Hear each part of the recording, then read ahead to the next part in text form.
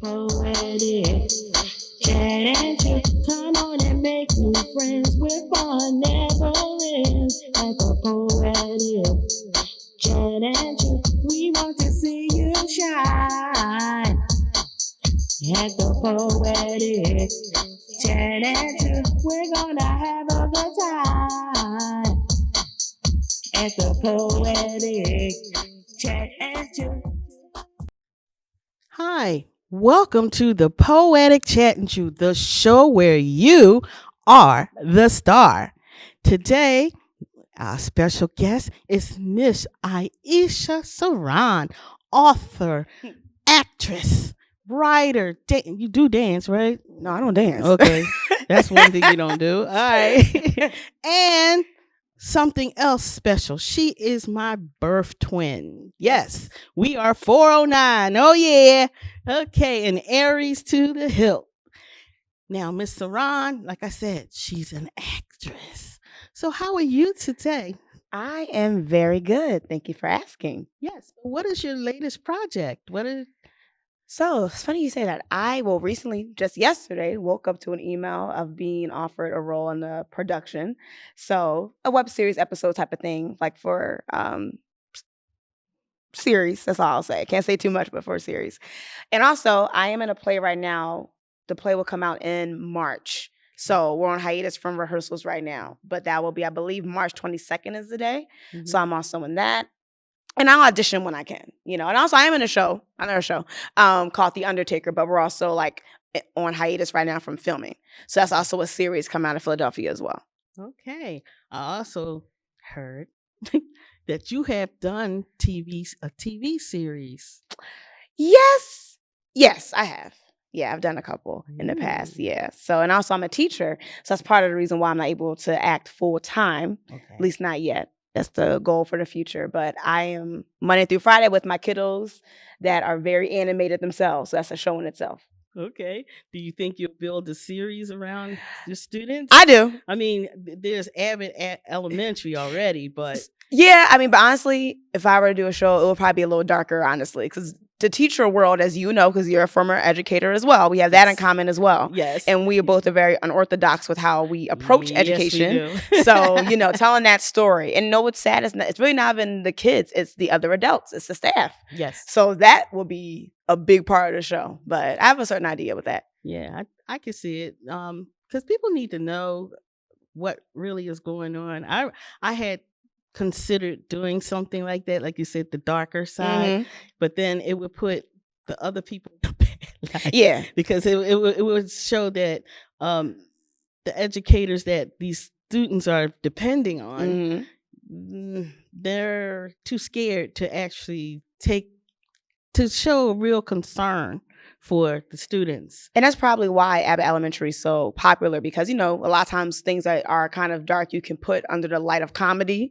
You know what I mean? But you are telling the truth about what does go on. So yeah, because they need to know. Because like some of the parents that I encountered, they were like, nobody talks to my kid like that but me. Oh yeah. And yeah, but don't you know that we're doing this out of survival? It's not just that we're teachers or educators and we're getting paid to do this. We're also that happen a lot. Yeah, we're trying to survive your kid. Absolutely. What you don't see when you're not there, they go home and go, well, he did this to me. Ain't nobody do nothing to him. Exactly. So it's the importance of just consequences, standing by what you say, backing up what you say, and having fun, of course. But it's like, hey, this is what we're doing. This is what we're not going to do. Right. And I've been in education for the past 10 years in different capacities. And I was telling coworkers as well, like, you get a really thick skin when you teach. You can't take things personally. You teach to the topic. And I'll tell my students now. And then my students, have special needs. I'm like, hey, we all have special needs in my personal belief. So I talk to them like there's nothing, quote unquote, wrong or different. I'm like, you're like everybody else. You're going to be in the world like everybody else. So I'm going to talk to you the way you're going to be spoken to. Exactly. And that's what they respect. I get them, they'll write me letters, they give me hugs, which is great. But if they try to butter me up, I'm like, yeah, I'll take the hug, but you're still in trouble, But we can try it again tomorrow because it's not going to work. And they know that and they respect that. Right. So yeah. I believe that it took a while for me to understand that the kids want truth. Yeah. They want truth. They don't want to hear, "Oh, you're a good kid," and you raise your hand and you'll get away with stuff. Yep. But and that's how they know you really don't care. Because if they know that they're acting up and you're telling them that they're doing amazing, then that takes away their trust. Mm-hmm. And I don't like that putting a check on the board. Exactly. That's a waste of time. It is. And I'm gonna call your mom. You're gonna get a demerit. They're like, like, really? That doesn't work, and they know it. Now, if you come out and say, "Listen, you, this is what's going to happen. I don't want to talk to you anymore about it because I'm telling you now." Once you do that verbally, not nasty, you don't even have to raise your voice. It's just about being direct. It's just being direct, telling them I'm not putting up with it. Get out. It's a statement. It's a statement. They understand that, and then they respect you more, and you'll get more out of the kid. Like, I don't know, because that was my way of doing things. I got more work out of the kids, and then after a while, they start coming to my room. Like, I'm like, themselves. I'm like, no, you this is not a fun place. No, but that's the thing. But then they want to be there. But it relates to funny with my book as well, because the stuff I talk about as relates to adults, because children grow into adults, as we all have, right? So those foundational skills, in the same way you have a standard about something, you maintain the standard. Because if you what's the point of having rules if you don't keep them? Right? So that's something I have to also learn. And it's like, I reiterate that to my students every day. I'm like, guys, I'm telling you things that I live by myself. I said the same way you can't do certain things. Can I just not come to work tomorrow? Like, well, no. So why not? I was here yesterday. They're like, well, you got to come and teach us. You must be good people. I say, exactly. So there's a standard I'm held to. I can't expect to sit here and get paid and not do my job. You're here to do your job. So all these things do relate, so I'm just excited to be here. We got a lot to talk about. And like I said, she and I are birthday twins, so we're very similar. Yes. So we can talk. We'll talk about 1,001 things, but it's a lot to chat about. Yes. Chat and chew. Chat and chew. But it's true though. Like your book, it has some rough language. But I feel as though keywords. Some keywords. But they're necessary to get the point across.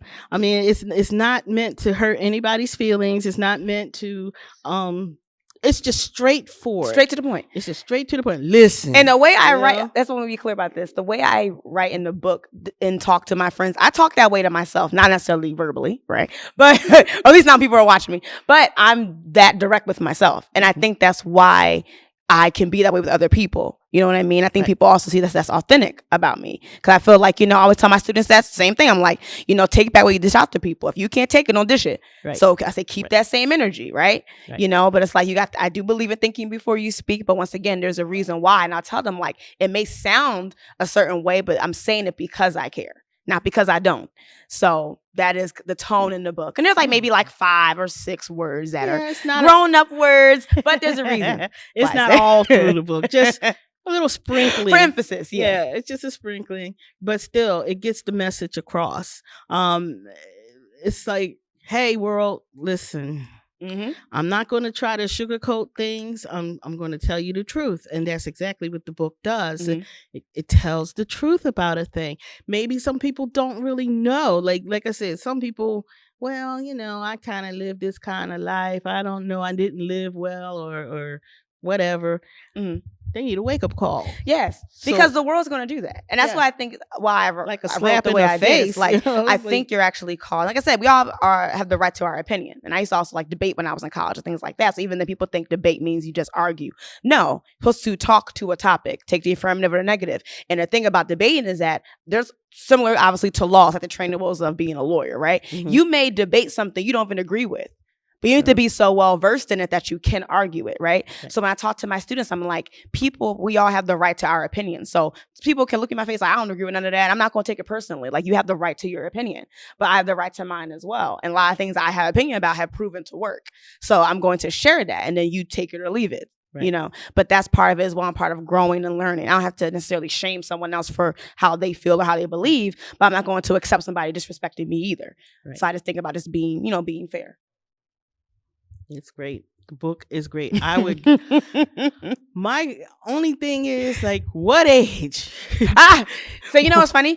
So I wrote this at the heart of the pandemic, right? And I was teaching I was a contractor. I still am currently right now.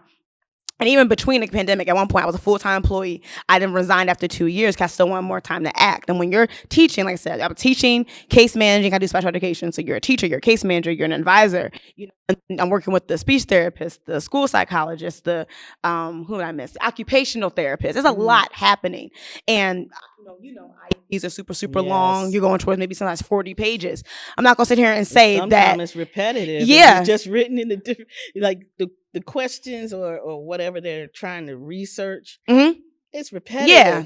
But it's said a different way, but it's the same question. Same question. And you got to fill these forms out. And once again, these are legal documents, so they have to be done correctly. And I've once again, not trying to step on anybody's toes, but I'll look through the documents and there'll be mistakes there that I'll pick up on, reach out to the person privately. Hey, you might want to check. One document one time had me listed down as one of my students' parents.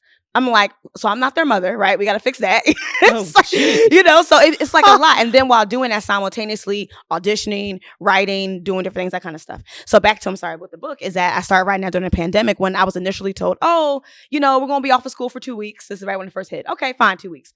Then it turned into 2 more weeks. Okay, cool. Then it turned into, okay, we don't need you anymore. So now I have no job, right? So I didn't know what was going on during this time. And what I put in the book is a lot of friends will always come to me about, wanting my advice and stuff. And once again, despite how direct I am, you would think, Aisha's so mean, but people love to come to me for advice. And I'm thinking I'm not going to give it to you soft. It's okay. I'm going to tell you the truth. Give you a cookie. They'll come to me directly. What do you think? I'm like, and I'll say, do you really want me? Do you want to know what I think? Are you sure? So I said, let me just put it in writing so I'm not constantly repeating myself. And I started, writing different things. And that's how this came about. So it was a lot of fun to write. But I would say, to answer your question, is that I would say about between 17 and 18. Maybe a mature 16, but I would say about 17. And 17 because right before, say, college age, there are things I wish somebody told me when I was that age. Yeah. Not that I was wow. But I think some situations I maybe could have avoided if someone told me things earlier versus me learning them when I got in my mid-20s, that kind of thing. Because I read the book and I feel the same way that, people in their teens need to know this, because I felt as though when I was 16, 17, my mom left out a whole lot of stuff. And her thinking was, well, it's going to come to you sooner or later. So just going to have to deal. But if somebody had came out and said, hey, listen, you're going to have to toughen up a little bit. This may or may not happen, but still you have a certain way about yourself to deal with it, or else, I'm sure somebody out there would have been suicidal over certain things and not be able to handle it because they weren't told about it.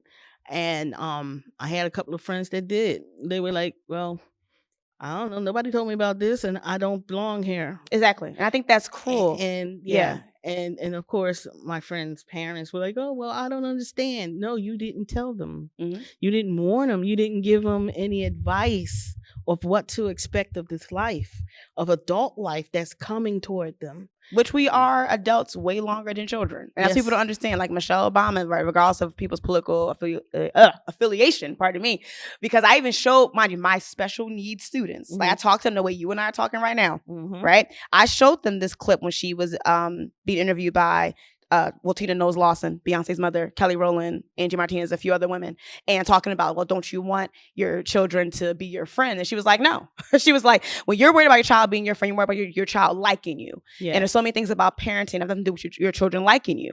And I don't have children, at least not yet, right? I'm a teacher. They are like my kids, especially nowadays. But I said, if you substitute parent for teacher in this context, I'm like, guys, there's so many things about teaching that have nothing to do if you like me or not. I'm here to guide you and to teach you content. How you feel about me is how you feel about me. I will get over it, right? But and they were quiet. You could hear a pin drop. They were just so into it. And I'm like, and she also said one time in another interview, she was like, her mom told her, like, you're not raising children, you're raising adults. People don't think like that. So when we grow up and we're seeing, why are people this way? Well, what was happening when they were 6, 7, 8? Like, you're not supposed to be in love with your children. No. You should love them, and that love comes through discipline and through guidance. Right. You know what I mean? They're not dolls, they're humans, and they need to understand how things are going to be. Because if you don't do that, then I told my kids, I'm like, well, I say kids, I mean my students. I'm like, if I don't tell you this now, you're gonna go out here in the world and then like, why didn't Miss Patterson warn me this? You think you can act in your kind of way and get stuff? That's not how it works. If I don't tell you, the world gonna tell you. So I said, I'm teaching you this now at 10. So when you get 16, you're not completely shocked. You know, that's life. And lost. Lost. At least you know you have a direction and you have somebody that actually is in your corner. Because some people, like when I was working for the school district and everything, a lot of the kids would come to me and tell me what's going on at home. And not that I wanted to know, I didn't, because that's not my place. Exactly. But they felt as though they couldn't talk to their parents because the parents were like, this is my doll. Like you said, they're dolls. Yep. And, oh, this child, oh, no, there's nothing wrong with them because I do this and I do that. No, but you're not listening to your child. You're not listening to your child. You're oh, I hear you. Yeah, you know, as they're not listening. And that's the thing too, because you said not just because you and I share a birthday, but also similar. Like we were talking off camera about, some people also get jealous and envious. Yes, I had a student like that one time in school. Like I said, I worked as a community health educator, a psych coordinator, pathways coordinator, been a full-time teacher, life skills teacher. Like I've done so many right now, special education teacher. So many different things in these past 10 years, right out of college. And one time when I was in my site coordinator role, right, my job literally is to coordinate a site. After school, technically, I'm like, I don't gotta be here really, in my opinion. I'm trying to step on nobody's toes. I'm like, well, if I'm after school, why am I here at 10 a.m.? After school is like 3 o'clock, right? Yeah. But I gotta be in the building from 10 to 6. Fine. In my little area in the room in the back, right? So the students naturally, took to me. I'm just being myself. I miss Aisha, at least where I was there, and mind my business. One day, I'm trying to eat my lunch. It's on my lunch break. A student comes in with like one of the, I don't know if she was a dean, but someone higher up. She was like, oh my God, Miss Aisha, I'm so glad we found you. She only wants to talk to you. There was one student in the school. So she bypassed the school psychologist, bypassed the therapist there, bypassed the owner of the school, different teachers, just to talk to me. But then other teachers were mad about that, almost like who I think I am. I'm just in my room eating. But apparently she ignored everybody just to talk to me because we had a certain bond. But she was frustrated about how she was being treated. I think she's a brilliant young lady. Now she's very feisty, right? Feisty and very opinionated. And her filter isn't necessarily always there. But there also wasn't really a place for that kind of personality to be like doted on either. You know what I mean? So that's why even how my book is, like I'm a feisty person, in different ways, right?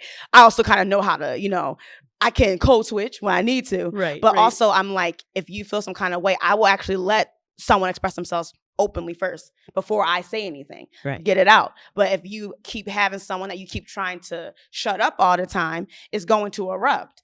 And deep down, she's a very sensitive young lady, but y'all just see her as like, oh, she's just a problem child anyway. And y'all trying to get her out of here. She doesn't feel safe or feel respected, So those kind of things I've dealt with over the years too. Yeah, because I worked in a classroom where I had 6th, 7th, and 8th graders all in one group. They all were reading like on like 2nd grade level. So yeah. So of course, with all that being said, they were all lumped up as dumb children. But what it was, they each had individual problems. And once someone started labeling them, well, you're in that combined classroom, that means you're dumb. And then the whole school starts saying it about these kids. And it got to the point where a violent act took place. And I stopped it. Yeah, I got stitches. But after that incident, I said, you know what? These kids are kind of bright, but they're so busy. This school is so busy telling what's wrong with them that they don't see what's right. I saw writers. They may not spell right. I saw artists. I did. You saw content creators. I did. One girl was a great cook. She made me some fried chicken. she made me some fried chicken one day, and she said, I may not know how to read, but I know how to cook. My mom made me cook. And you want some fried chicken? And as you say this, right, I'll turn to this page. Just because we're talking about teaching a lot, but it relates. Because in this book I have, it also is a self-help book too. And it's page that you can like write things in, right? So on my page 8, it says, when we really examine the foundation of our self-esteem, right, it makes sense why many of us suffer with our confidence and self-efficacy. For clarity, self-esteem is how a person feels about his or herself, while self-efficacy is what people believe they can do.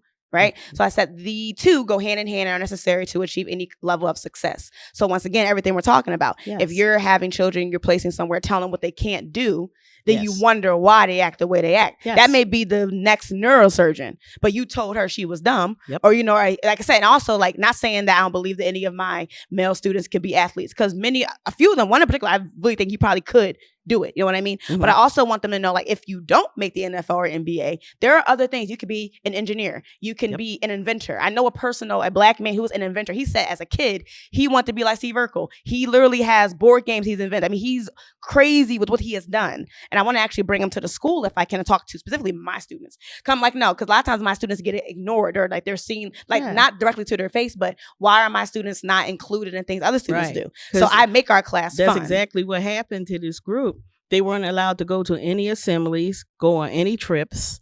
They weren't allowed to do anything because they were the dumb class. They were the bad class. But I told them, once I found out all these talents, I said, you've been lied to. You've been had. And they're like, what? What are you talking about? I said, you've been had and you fell for it. And then after that, the levels start going up. And we got invited to an assembly. And I told them, I said, well, this is what we're going to do. We're going to pretend like we're going to church. Now, you're not going to misbehave. You're not going to talk. You're not going to do anything. But we're going to dress up. And the kids were like, I don't have no suit. I said, no. I'm not talking about a suit. You could just wear your best shoe and whatever you wear to school regularly, just be clean. That's wonderful. And so at that time, the teacher was out sick. So I was the aide in the room. So I had to take over.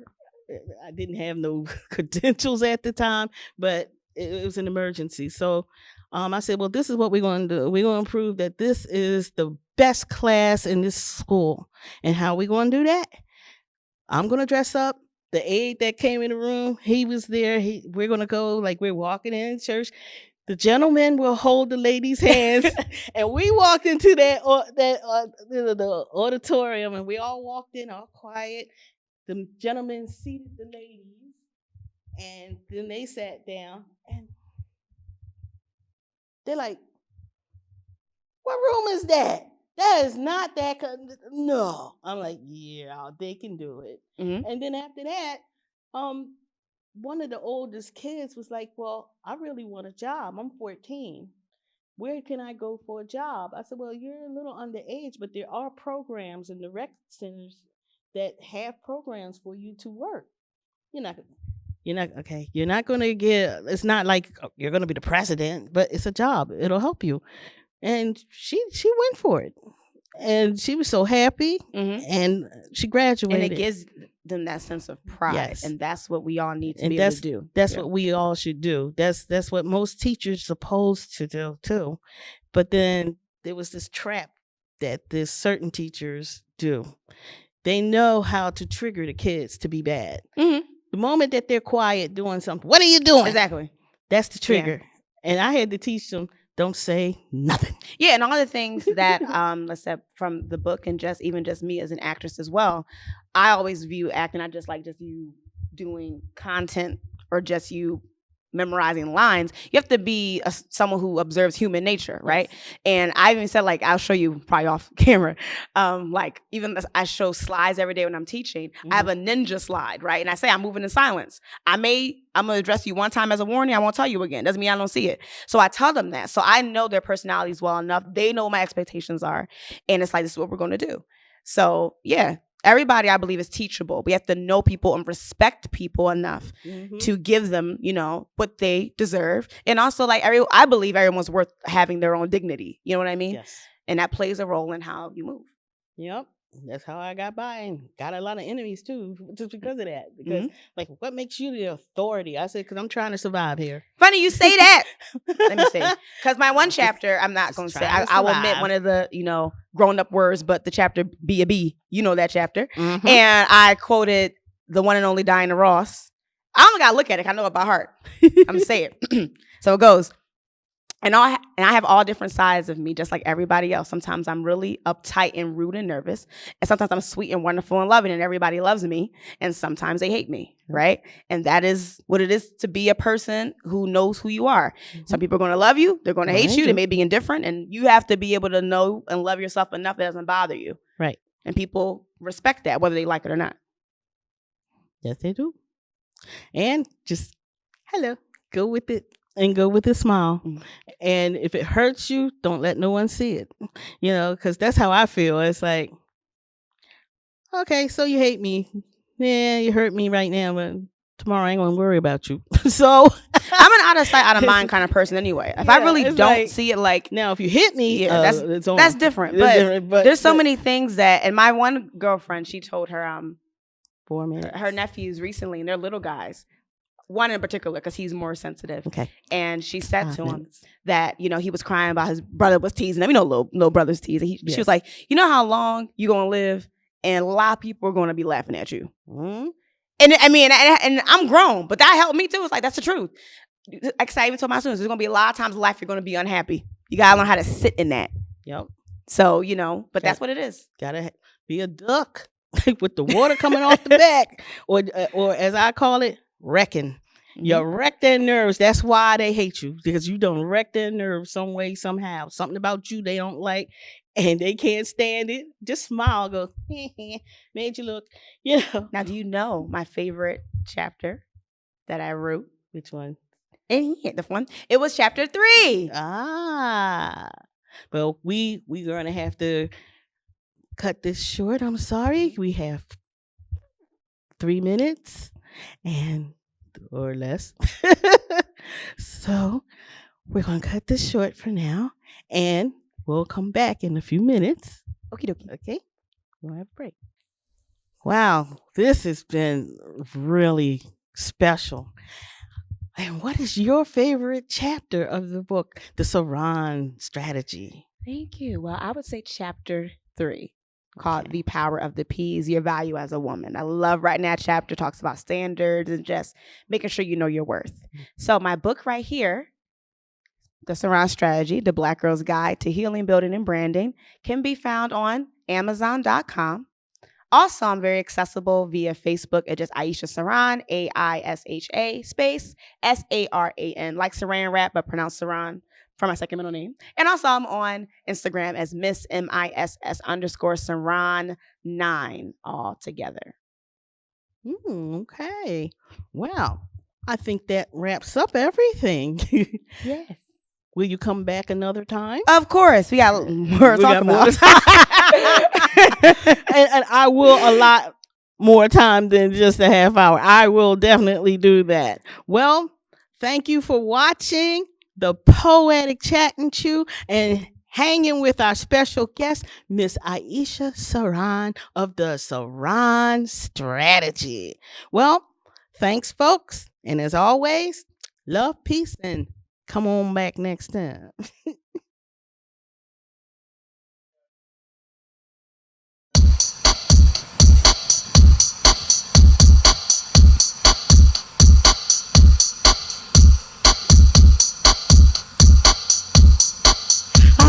Show you something hot and new. I want to treat you to the Poetic Chat and Chew. Come on and sit right down. We're gonna chow on now at the Poetic Chat and Chew. Food, folks, art and things. A good time without losing your purse strings. All we want to do is bring out the artist in you. Poetry, cooking, draw, dance, or sing. This is the place to show off your thing. Oh, come on and have your say. Become a star today at the Poetic Chat and Chew. Come on and make new friends where fun never ends at the Poetic Chat and Chew. We want to see you shine at the Poetic